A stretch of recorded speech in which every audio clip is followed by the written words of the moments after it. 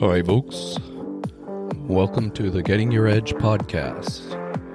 My name is Dennis. Hi, I'm Judy Gratton. And we're here to help you right-size your home and your life.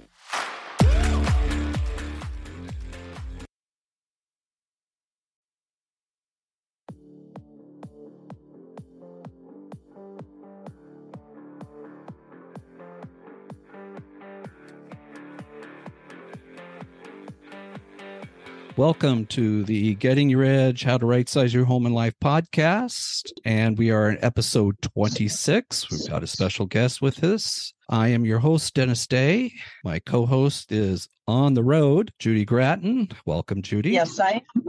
Hello. Hi, how are you? Just to make sure everybody knows, she is not driving. Her No, husband I am not is. driving. She is safe. And I want to remind people that if you could share, give us a comment. It would really help our podcast grow.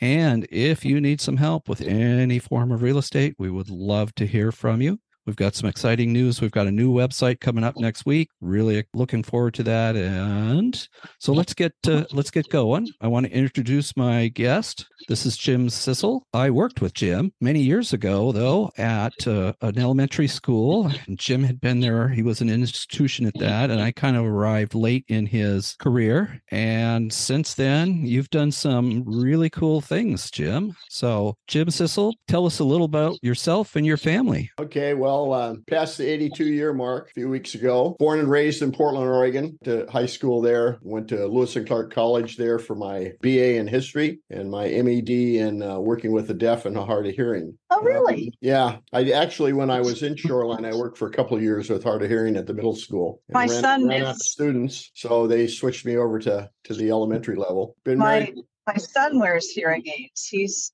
worn them since he was 2 years old. Okay. I worked with a lot of those children during the years. Andrea, I married my wife, Andrea, 55 years ago last Thursday. Wow. Happy anniversary. Happy anniversary, yeah. Have two children, son who's, I always have to figure this out, who's 52, married. Daughter, that's the one I have trouble with because, see, I know my son's 30 years younger than I am, so that makes it easy. My daughter's 48, maybe 47, I don't know.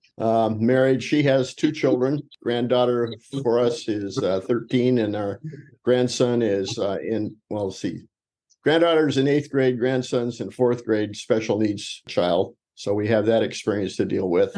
You know, like I said, 55 years, pretty long, happy marriage. Congratulations. That's wonderful. Thank you.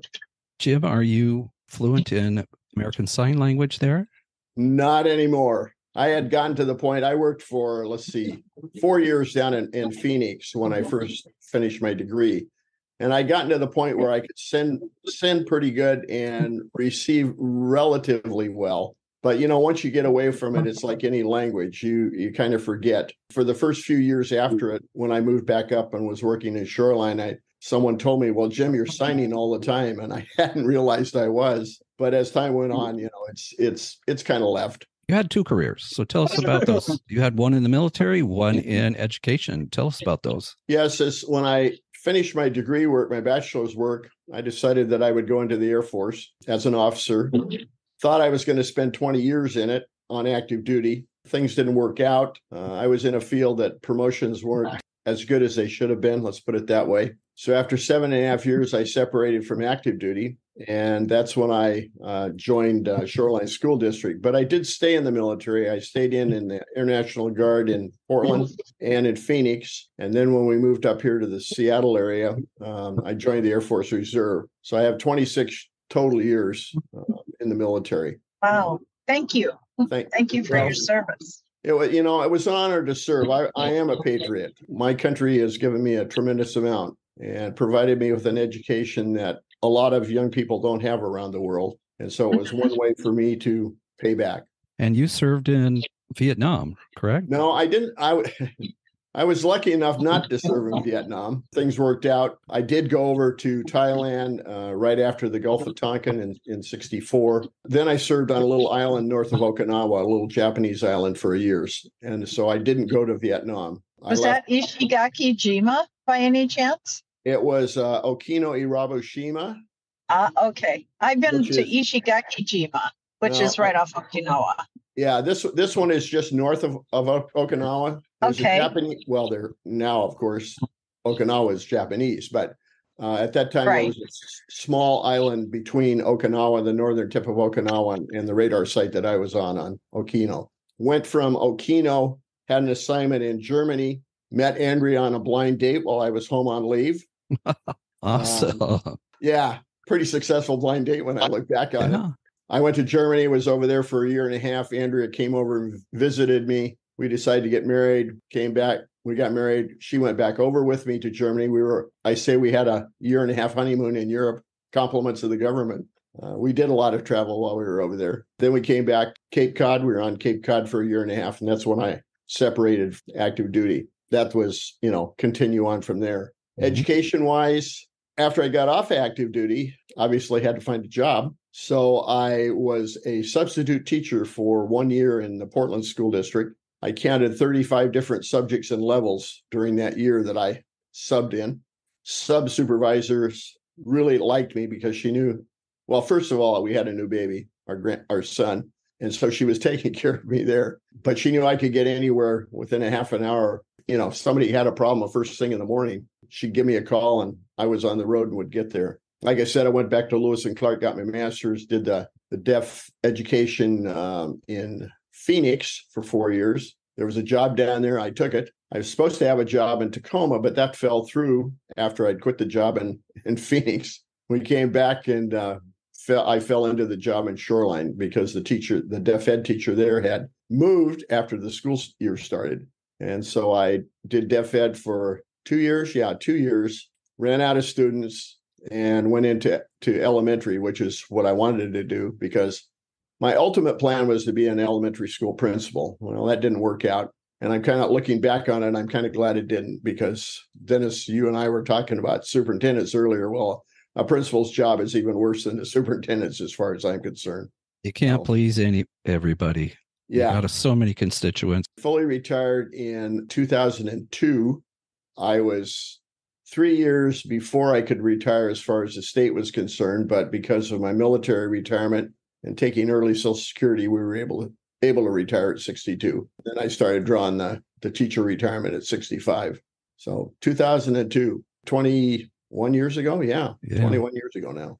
I guess I came aboard at Echo Lake the same year you left. I think so. I came in mid-year, so it was a little bit unique. Did you take any part-time work or anything after you retired from anything? No, my teacher friends said, well, Jim, are you going to substitute? And I said, no, I've had enough. Well, we were financially secure, so there was no need to. Did you find it was not difficult, but what's the word I want? To retire, to suddenly not be working every day? Was that a difficult transition just on what you did on your daily basis? Yeah, no, I hear where you're going. Kind of. Okay. I went down to Echo Lake a number of times each month, touching base with people and talking to people.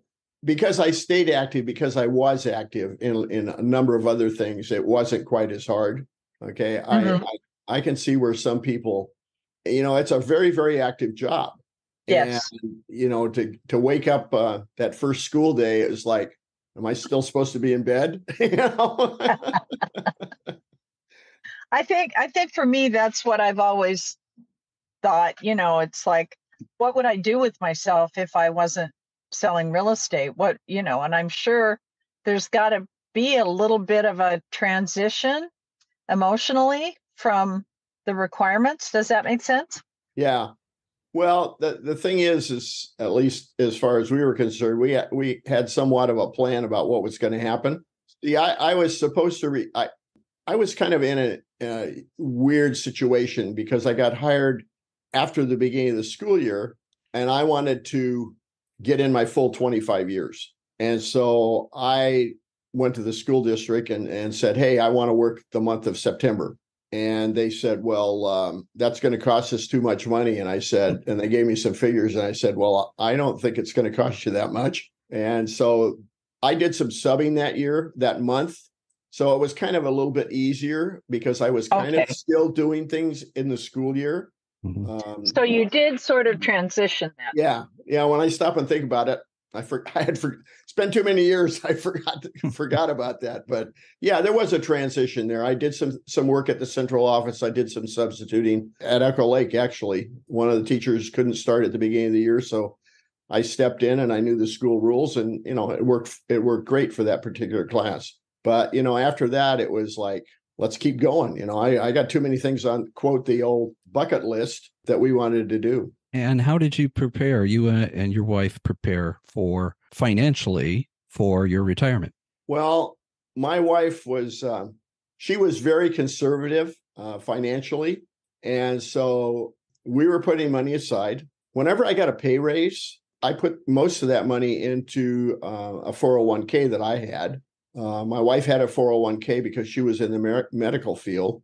And we didn't buy a lot of the stuff that I see people buying, boats and trailers and this type of thing.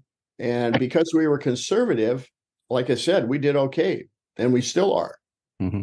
My financial advisor says, Jim, you could live to be 100 and still have money left over. And I'm going, yes. So go ahead. Is there anything, Jim, that you wish you had known about retiring before you actually retired that might have helped you make that transition a little more easily? Looking back, I really don't think so. I mean, as soon as we rolled around to the next spring, we started traveling, and we had plans to do traveling, and we traveled, and we're still traveling. And so, no, I don't think so. I mean, it was because I'm so active. I was active in Boy Scouts. I was active in the sport of orienteering. I was active in my retired teacher group.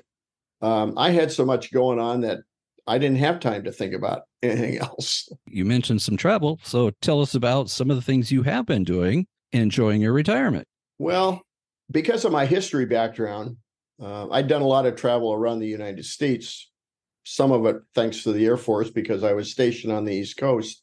But Andrea and I are big baseball fans. And so in January, after I retired, having thought about this a little bit, I approached her and I said, I think I know what I want to do when we retire. And she says, well, I do too. And I said, well, what do you want to do? And she says, well, I want to go visit baseball fields. And she was talking about 30, the major league fields. I was talking about the 172 at that time from the single A through the majors. Wow. And so I said, wow, okay, we're on the same page there. In June of 2002, actually the year that I retired, in that June, we took off and we did all the baseball fields west of the Rockies. We were gone for like 10 weeks. I got back, as a matter of fact, had visited Calgary when I got a phone call from the Echo Lake principal saying, hey, Jim, we need you here on the first day of school. So we hurried back a day earlier. The second year, we did everything east of the Mississippi. We were gone 180 days. And then the third year, we finished up with the stuff in the Midwest for the 172. It was, and it still is, because I continued doing it, a fantastic way to see America. Getting into small towns, getting into large cities, seeing the history in all these places. Visiting national parks along the way, visiting Civil War battlefields along the way. And then the fourth year, I'm all confused on my dates right now, but the fourth year, we followed the Lewis and Clark route from the Midwest all the way to the Columbia River. And along the way, did some more baseball. I've continued to do baseball, except for COVID. Well, actually, we did some in COVID too, but I'm at like 342 different baseball fields and up through this year. And I think oh my gosh, that's a lot. Well, the problem is that the teams moved and they built new stadiums. So I had to go see where they moved to, and I had to go see the new stadiums. I've got like 16 left, but they're so scattered around the country that, like I said, this year was the last one. Then we decided that we would go to Europe. So we've been to Europe 4 times, I guess, so far. We've taken a lot of river cruises. The first one, we went from St. Petersburg to Moscow.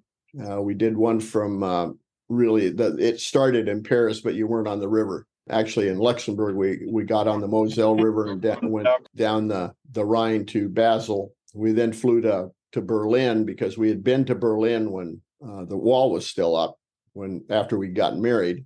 And we went to Prague on that trip. After we went to Berlin, we went to Prague, and then we went down the Danube to Budapest. This last summer, we did a Amsterdam to Antwerp trip cruise again, and then flew to Madrid for 3 nights in Madrid, and then did Lisbon and the Douro River in northern Portugal. Did you see any baseball fields in Europe? No baseball fields in Europe. No baseball fields. Yeah, we've done an Alaska cruise. Enjoyed that as enough that that's probably going to be our last one. We're going to do another cruise, Alaska cruises next year. Fort Lauderdale to LA through the Panama Canal cruise. We did in Spain on the southern coast, all the way across the Med to Turkey, and then back to Venice. So, we've traveled a tremendous amount, and I think we're both getting kind of tired. And next year will be another Alaska cruise, and I think that'll be it. I think this gets to kind of the point. You have took care of yourself financially, and then after you retired, you did what you love. Yeah, exactly. And that's the important thing as far as, if you can put money away to have it when you retire while you're working, I think it allows you to do what we've been doing. Just out of curiosity, have you stayed in the same home that you were in when you actually retired, or did you end up downsizing into something else? So we live in Linwood, and initially when we came up here and I started working at Shoreline School District, we bought a Rambler, and it was fine. We did a little work on it, but not a whole lot. How much did it cost? Let's say $150,000, something like that, 130 to 150. And then Jim wasn't happy with that. He wanted a bigger house. So we moved about, 10 blocks and bought a 4-bedroom instead of a 3-bedroom. We've lived in it since. So that was, I think, 91 is when we moved into the current house. Will we downsize? Yeah, at some point. Andrea's had some hip problems recently, and though she's much better than originally 3 weeks ago or 4 weeks ago. So there has been talk recently about getting out of a 2-story, where the bedroom's upstairs, into something else. And so, we're kind of trimming back on a few things, getting rid of a few things here and there. But how soon it'll happen, I don't know.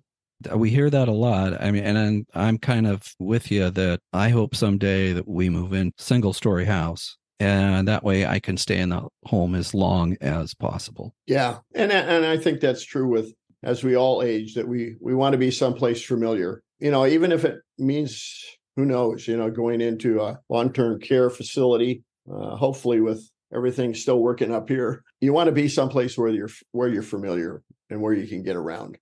True. Is there anything that makes you concerned, or downsizing a longtime family home can be pretty daunting? The wall behind me and all that stuff has to do with the Lewis and Clark stuff. My kids aren't interested in that. You look around and I talk with my other senior citizen friends. Our younger people don't want the things that we've collected over the years. There might be, one item here, another item here, but they don't want the big items. I mean, I was really lucky when my dad passed away in Portland from the house my parents had moved into 2 months before or a month before I was born. There was a lot in that house, and we went through and with my 2 children, and they picked out some small items, and Andrea and I picked out a couple of larger items, but not huge. And then the realtor turned us on to an estate person, and rather than me having a garage sale, the estate person came in and took care of it. And I think that's something that somebody should do. Don't try to do a garage sale on a house full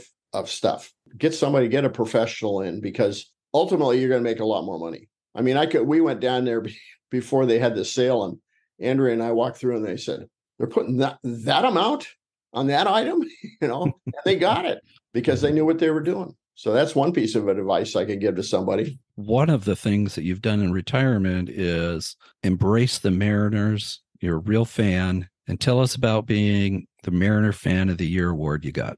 Well, we've had weekend season tickets since '94. But going back further than that, back into the late 80s, I was taking groups from Echo Lake. One time we took the 3 third grade classes to a late afternoon game. My wife said she'd never do that again because she had 5 boys that I assigned to her. I can just imagine which 5 boys it was. Yeah. I'd pick any 5, but she got them. But I was, I had groups going from the PTA from the, early 90s, late 80s and 90s. So I got to do a lot of things that a lot of people didn't get to do. I got to go on the field a number of times. I've thrown out a first pitch at the Kingdom and at Safeco / T-Mobile. And I've been on the field numerous times. I've been on the field because we've had I've taken large groups. I've been on the field because of my military experience. But anyway, we came back off of the 3 years of the first part of the road trip. My ticket manager nominated me, and I said, Andrea's going out there also. Because of the 172 games that we've been, that since we were big fans for that, as well as being regulars at Mariners games on the weekends for Mariner Fan of the Year award, which was a thrill. Like I said, I've been on the field before, but to be called out there between home plate and the pitching mound with, Rick Riz called us out and read this background information, and everybody recognize you is pretty neat. One of my bucket list things at the Mariners occurred last year, not this previous year, but a year ago. We joined a bunch of other season ticket holders and got to hold the big flag, American flag, out on the field during the playoffs. That was a thrill as well, to be able to be out there and wave at everybody as we were walking on and walking off the field. Even though we were told not to wave, we still did. Can't help it. No, you can't help it. That's wonderful. So what was your favorite Mariner moment? You can list a couple of them. I think my favorite one would be to get a little bit further in the playoffs, but that's not going to happen this year, and who knows what'll happen next year. My favorite one is throwing out first pitches and just being on the field. I mean, you get out there, and even if you just if you're back there in the dirt behind home plate, or with the military, being out there with all these various military organizations on the baselines, and having the team players come out and stand between you. I mean, those are great times. And very few people get to do it. So to be selected and being able to be on the field is a thrill. And like I say, I've been on it many times. I probably won't in the future because I don't have the connections to be there. But every time I went on the field, it was a thrill. Stand there and say, God, I'm here you couldn't walk on the grass because the groundskeeper, we had specific comments that when we were supposed to be behind the home plate was, don't step on the grass. Well, you didn't. Why? Because if you did, you were in trouble. Why not on the grass? What would happen if you? It was just, they didn't want people walking on the grass because it mats down the grass. I see. Okay. You get too many people out there. And when I was on the baseline, you obviously had to walk across the grass, but they were a little bit easier with the military than with the normal person, so to speak. So, Jim, where did you get your thrill for baseball? What did you play baseball when you were in school? No, going way back to 93, I had a scouter that was in the troop that I was a scoutmaster, and he went back to the jamboree, Boy Scout jamboree, and he had tickets in the Kingdom right behind the Mariners dugout. And so prior to that, we'd been going to Mariners games 4, 5, 6 times during the year.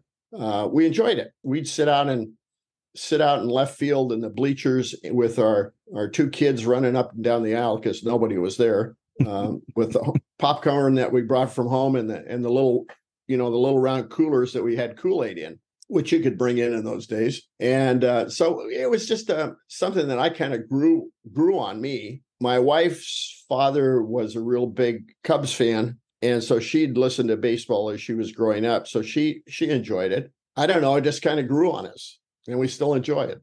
Well, it is the favorite American pastime. So we've heard forever and ever. Right. And people ask me, did you see the Seahawks game yesterday? No, because we don't watch football. We don't watch basketball. We're baseball fans. Mm-hmm. Do you have a favorite field in all of America? You've seen 100 and how many? 342. 342. Major leagues, I think T-Mobile, I have trouble, is really a great field because you can go all around the field and watch the baseball game. National League, we liked Pittsburgh. Pittsburgh sits on I don't know, remember which river it is, but on the south side of the river, and you look across and you can see the downtown. And it's really pretty at night because all the lights are on in the offices and so forth. When I got back, I went through all the different leagues and picked out, a favorite ballpark at each one. Altoona, Pennsylvania is a favorite. It sits, I don't remember the orientation, but one outfield is trees. The other outfield is a amusement park with a wooden roller coaster. Oh, wow.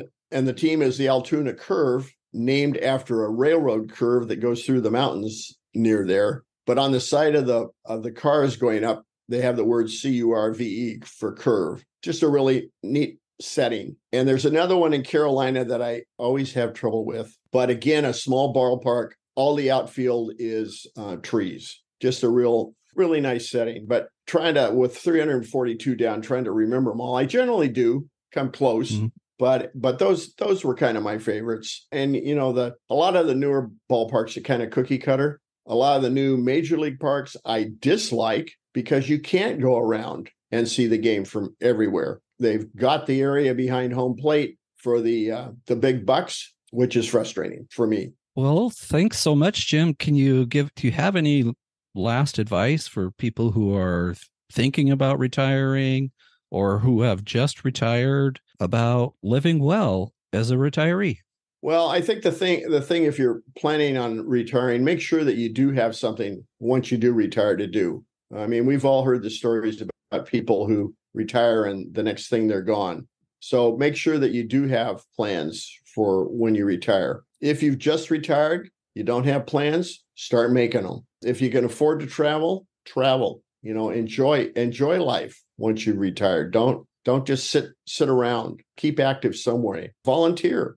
One of the things that was really great for me is I had a senior citizen gentleman that was a Boeing engineer who had retired, and he volunteered in my classroom through Power of One and Shoreline. And initially I think the kids kind of scared him a little bit because he'd never worked with children before. But he'd come in twice a week when I was working when the children were writing their stories for creative writing. And after a while, I could just turn him loose and he would help them make their stories better. And he'd bring cookies in a couple of times a year, and volunteer. I mean, I was just at the Edmonds Waterfront Center, and a woman was giving a presentation to our retired teacher group about how people can volunteer at the Edmonds Waterfront Center. There's a fantastic amount of organizations that can use your volunteer help. The food banks are always calling for help. I don't go into the classroom anymore because Andrea is immunocompromised, but I still do the book orders for a teacher that I've been working with since I retired, that first was teaching third grade and is now teaching second.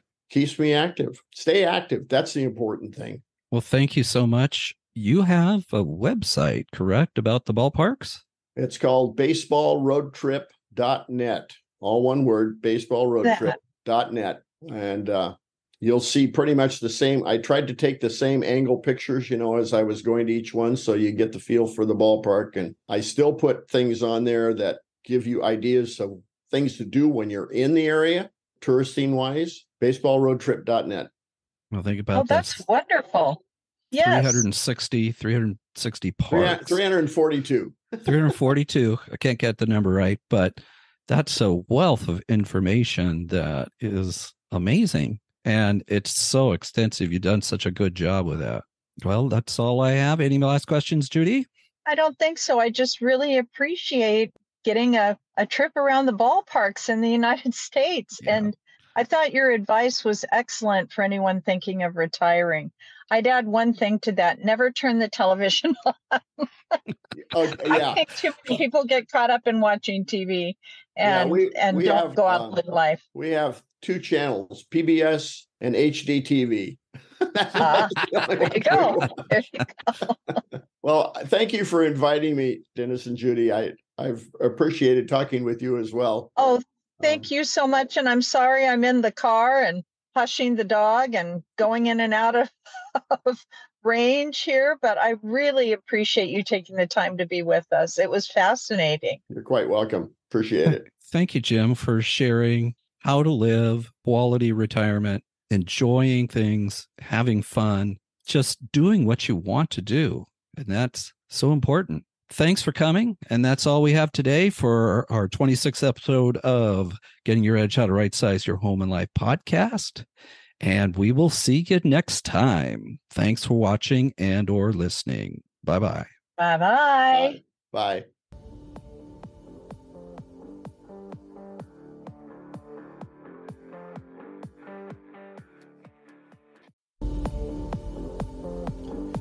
That's it, folks. Thanks for listening. And stay tuned for future episodes wherever you get your podcasts. Thanks. Goodbye.